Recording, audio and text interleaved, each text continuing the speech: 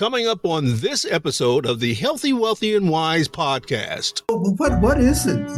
What do you see yourself doing? I don't know, 10, 15 years from now?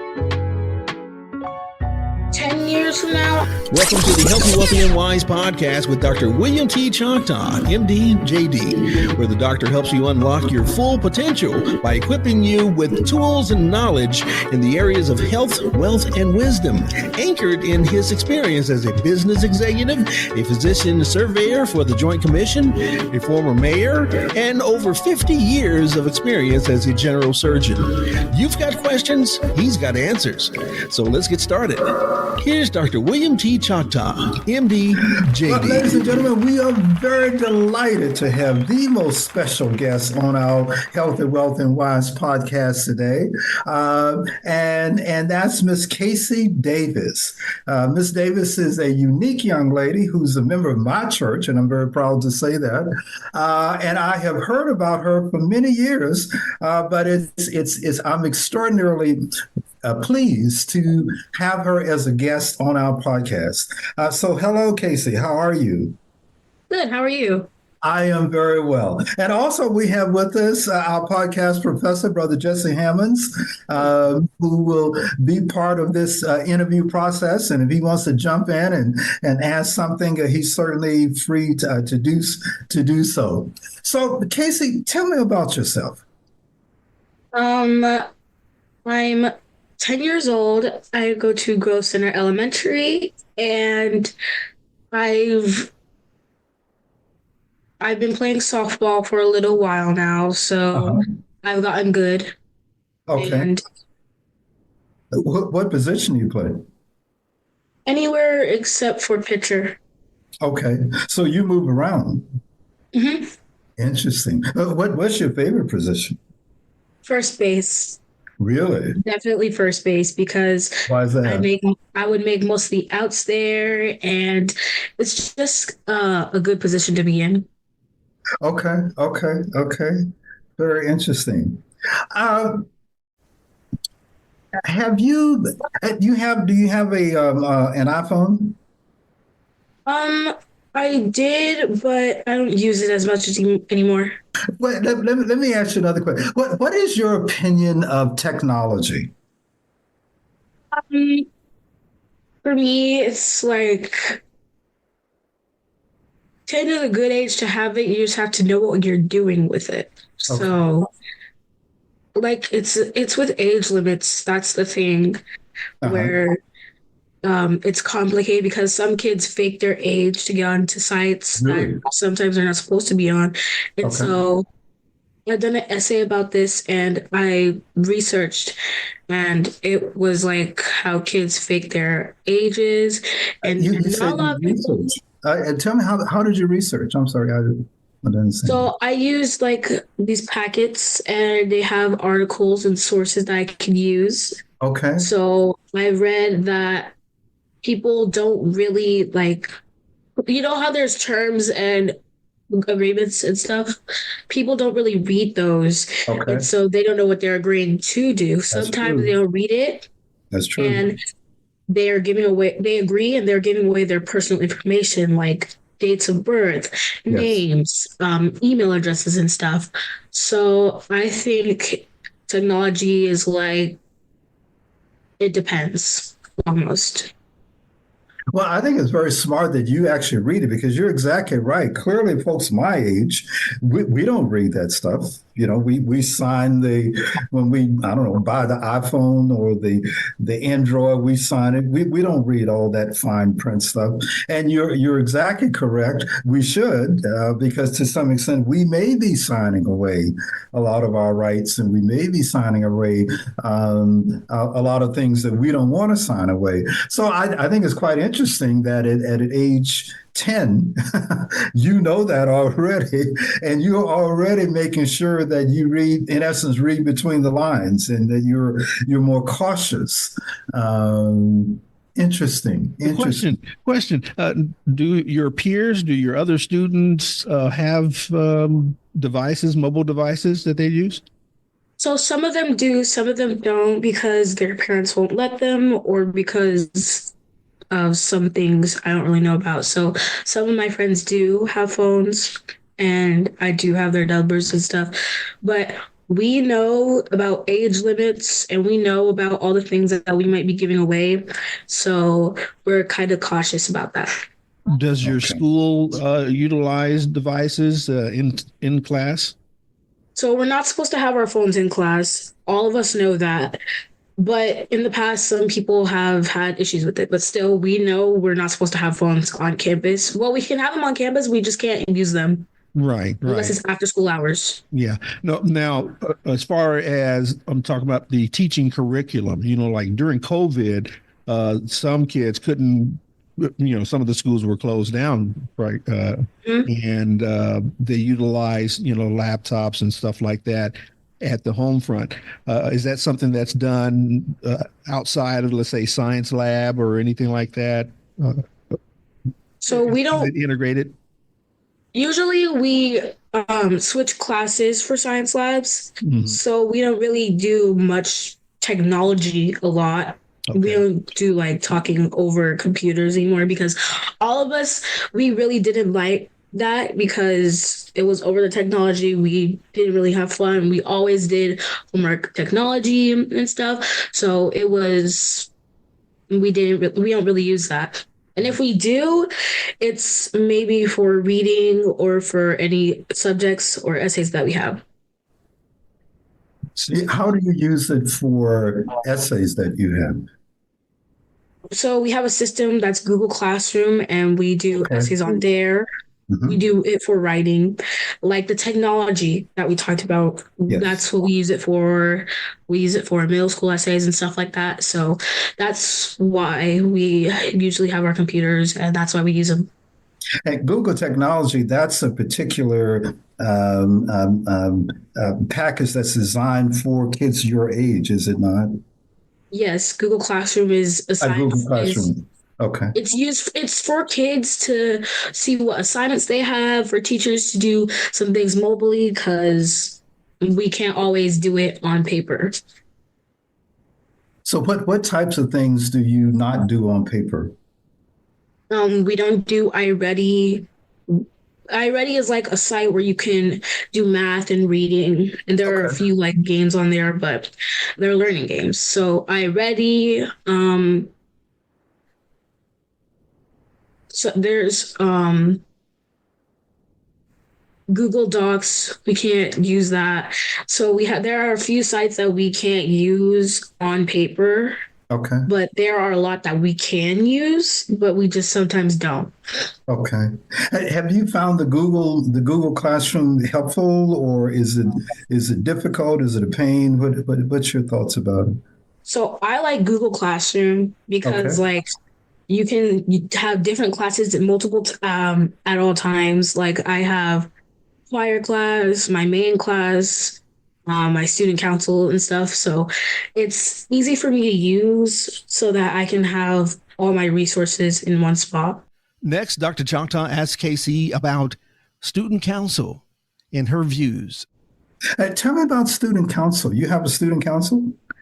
Yes, it's the president, the vice president, and all the other jobs that are included. So we have student council representatives, and we have marches. We've had a parade in the past, and that was one of the student council perks. We have shirts, we have things from student council and for student council. So it's kind of like, it's like almost a real constitution a little, except less people, and it's students. Are you a member of the student council? I was, but I dropped out because there were too many things for me to do. Okay.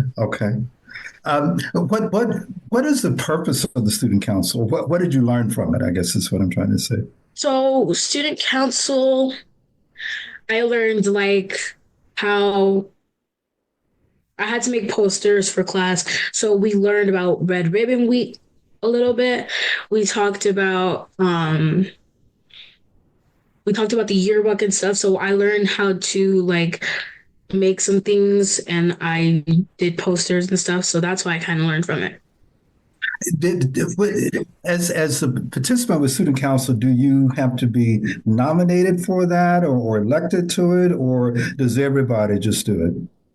So it's only for fourth and fifth graders. Okay. And there's one position that's only for fifth graders, which is the president position, which I went out for, but I didn't get that part. But anyways, there's so you have to be like there's a list and people have to sign it. You have to have 20 people to say like, oh, if you're going out for student council, I'll vote for you.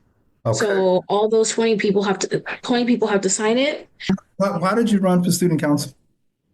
I ran for student council president because this is my last year in elementary school, so like I wanted to go out with a bang, but I ended up not getting the role. I ended up not winning president, so it was devastating. But still, like I was on the student council, so at least I was happy about that. What did you learn from your loss? Or let me rephrase. What would you do differently? I would have rewritten it because I realized there was something I could have changed. Mm-hmm. And from my loss, I learned that no matter how many times I get knocked down, I can always get back up. So yeah. You bet. I'll share something with you. I ran for student council in school also, and this is before your parents were even born. So it's really a long time ago. Yeah, a long time ago. I was on the council. This is back in Nashville, Tennessee.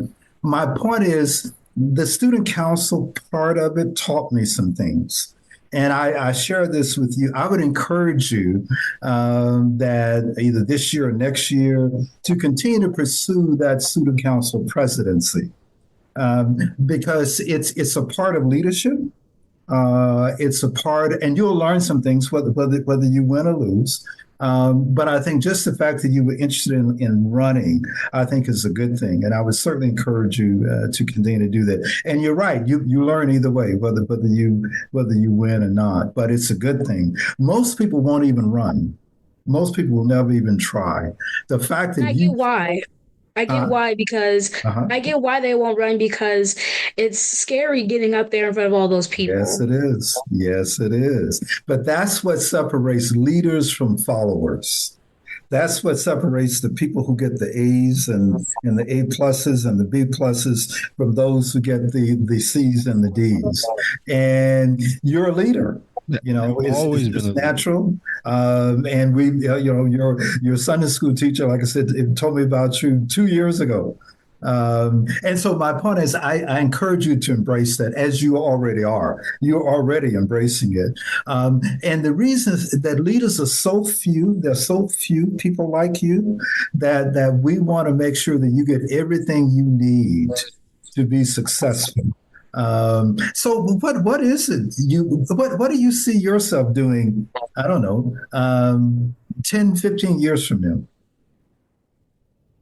10 years from now, I'd probably still be in college as I would maybe be 20. Okay. So which college are you interested in attending?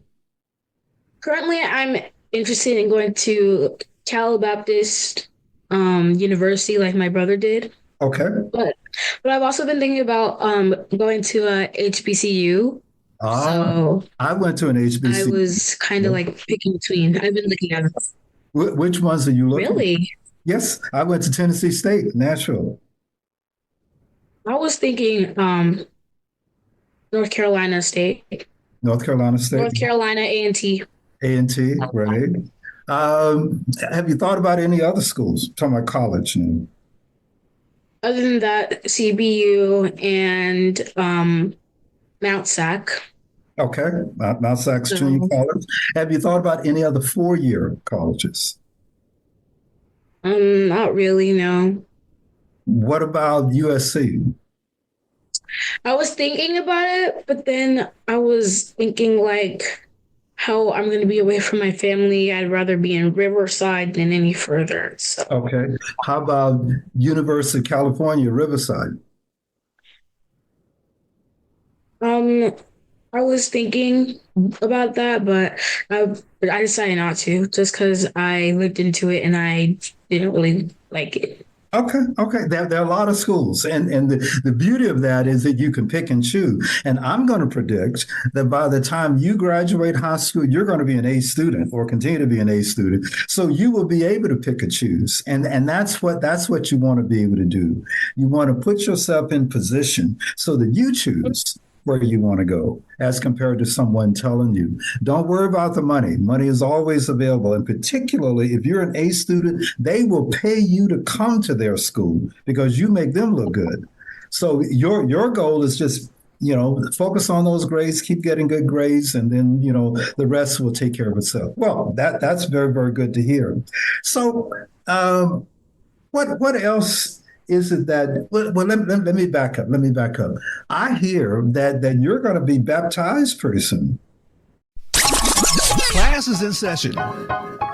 Hey there, Podcast Professor here, encouraging you to let your voice and your thoughts be heard because you matter and what you say matters. Now, you might be thinking, Professor, now that all sounds good, but how do I do that? Well, I can help you with that.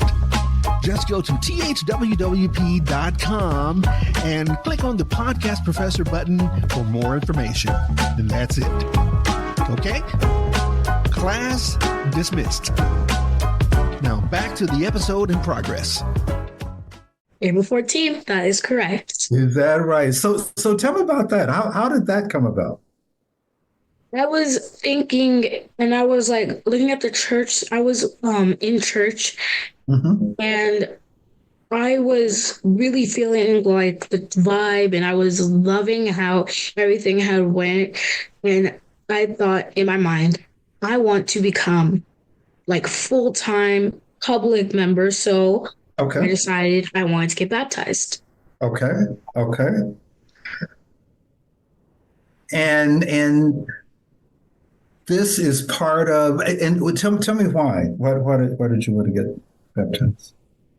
I wanted to get baptized because I knew I would be happy and it'd make other people happy. And so, because a lot of people already love me, they like to see me, they like to talk to me and stuff. So I knew like it would make me feel good and other people feel good. So I wanted to get baptized because it was going to be like spiritual for me. Yes. What I love about what, I'm sorry, go ahead, Jeff. And you know that those angels will be singing great songs in heaven when that happens. Absolutely. And what I love about what you said is that you aren't just doing it for yourself, you're doing it for others also. And I think you're exactly right. And my point is, and I guess I've said this earlier, that's because you're already a leader. You're already a leader. You're already thinking about what you're doing and how it affects not only you or impacts not only you, but how it impacts those around you. And you're exactly right. You're exactly right. And I guarantee you it will make other people happy, in addition, obviously, to family. And congratulations for you. I think to be able to come to this conclusion at age 10, I think is extraordinary. And I think what it shows is that you have a certain level of maturity that you have been blessed with. That's a gift. That's a gift. And I would certainly encourage you to exercise that maturity however you think is appropriate. Thank you for listening to this episode of the Healthy, Wealthy, and Wise podcast with Dr. William T. Choctaw, MD, JD. Be sure to check out other great episodes covering areas of health, wealth, and wisdom at thwwp.com. And while you're there, be sure to check out the books, blogs, and other literature in your preferred format. And don't forget to leave a review, subscribe, share, and support the podcast. That's at thwwp.com. You've been listening to the Healthy, Wealthy, and Wise podcast with Dr. William T. Choctaw, MD, JD.